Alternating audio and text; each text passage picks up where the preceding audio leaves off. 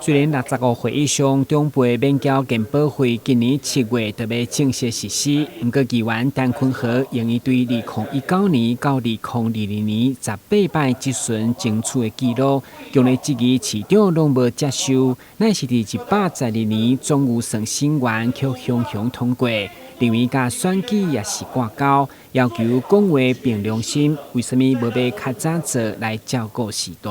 今年的总预算已经审完啦呢，吼对无？去年的审完啦呢，哦，审完啦，今年总预算这条预算是去年编的呢。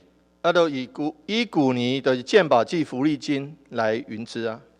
哦，所以你要从去年来甲移植也对，所以你去年通过，去年就同意说65岁免缴健保费。安尼你用国民党的伫遐开记者开遐济是开什么意思？我无想要甲选举挂上钩，因为选举来就要选，就要实施，安尼我不爱。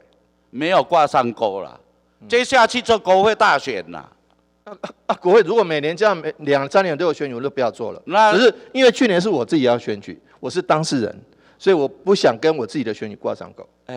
可是我没有选总统啊。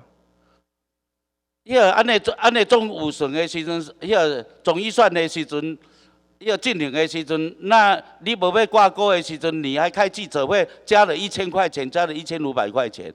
议会不是有做？你要上来讲吼，讲话要用良心呐。总质询当中，议员进一步以6都林长的交通补助费，只有台南无编列每个月1000到1500不等的预算，强烈要求互无薪水的基层林长有福利。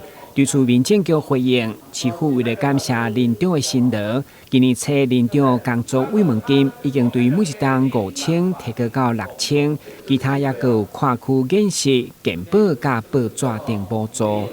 台新闻管制杨顺怀采访报道。